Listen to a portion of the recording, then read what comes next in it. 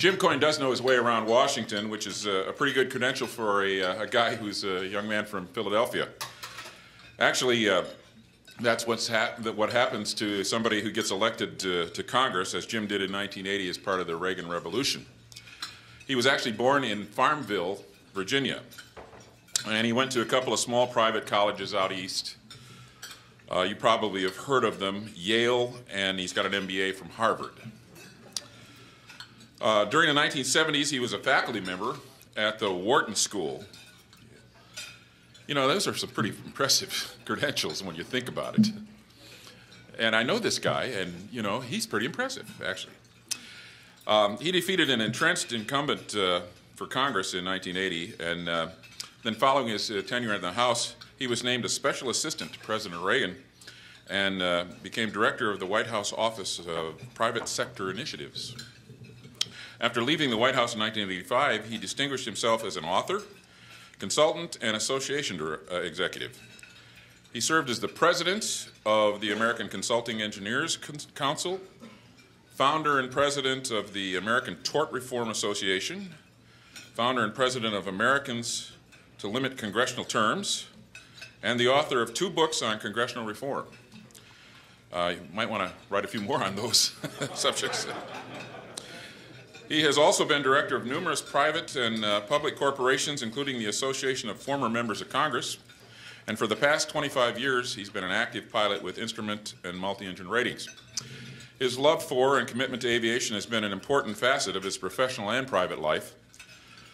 2 business airplanes helped him expand his businesses significantly in the 1970s, and he also regularly flew from Washington to Pennsylvania during his time in Congress.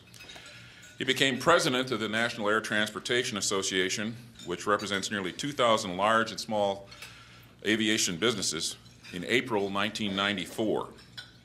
As NATA president, Jim has visited over 300 FBOs and aviation service businesses across the country. He also regularly presents viewpoints of the industry before Congress and congressional committees, the FAA, and other federal agencies. Jim now lives in McLean, Virginia with his wife, Holly, who is also an instrument-rated pilot. They have 3 children, Sandy, who's also a pilot, Kate, and Michael. My pleasure to welcome Jim Coyne.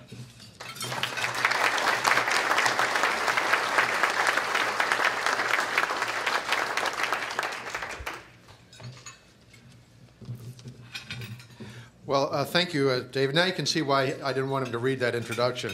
But Michael has gotten his pilot's license just in the last 6 months, so I'm doing my part to bring the industry along. And thank you very much, Dave, for the nice introduction. And thank you, all of you, for being here. People from Wichita, who I probably get to see lots of times in Washington. Some of them I don't get to see often enough. I even see a fellow from New Jersey over here. So you must be lost at tour. But nice to have you all here. And thank you for giving me this opportunity to talk a little bit about NATA and our industry and where it's headed and, of course, what's going on in Washington. I want to explain first and foremost, Dave, that I am fully recovered from my term in Congress. I went through the 12-step program to be brought back to reality. And one of the books that I wrote about Congress had the very subtle title called Kick the Bums Out. And I think we might get some resales of that this year because there's a lot of sentiment about that. But it's an interesting time to be in Washington dealing with the issues of aviation. My great loves in life have always been aviation and politics, and the two working together, as I've been fortunate enough to be president of NATA, gives me an opportunity to think about both of them. And I wanted to share with you today some of those thoughts. But first, I'd like to give some of you who might not be familiar with NATA, this organization that I help lead, give you a little bit of a background about that, because it's a very interesting organization, and it has a special significance across the country, but also here in Wichita. In a sense, NATA represents those aviation businesses that support pilots and aviation after they've bought an airplane, after the airplane's been manufactured. Obviously, companies like Cessna and Beechcraft belong to GAMA, the General Aviation Manufacturers Association, looking for the interests of those companies that build the airplanes. But once the airplane's been built and it's out in the field, it needs to be fueled, it needs to be serviced, it needs to be updated and repaired. Someone's got to use it for a charter operation or a flight school. And all of those businesses across America, which are not, of course, in any one city, they're everywhere in America, those businesses I like to think of as kind of the backbone or the fabric that keeps aviation together. Because without them, we wouldn't be selling a single airplane out of Wichita or anyplace else. You really need that network of FBOs and support companies, maintenance companies, to allow aviation to work. And how it all got started is kind of an interesting story because it connects to NATA. NATA is celebrating its 70th anniversary this year. And it was created in December 1940, not too far from here in Kansas City, by these businesses. These businesses, as we know them today, were mostly all new businesses in the 30s. In fact, some people could say that the decade of the 30s was kind of the teenage years of aviation business in America. These companies, many of them started by mom and pop in a local town to help work with the fledgling aviation industry, and it was an incredibly exciting time. I'm old enough to know about it. I was there, but the days in the 30s, you'd have a headline about private aviation almost every single day in the newspaper. A story like Tor's father flying to Norway, the first solo flight across the Atlantic. There would be stories like that every day in aviation, and it was a fascinating industry. And one of the reasons it was able to grow is that the government decided to support aviation. An interesting idea. Promote aviation, an even more interesting idea.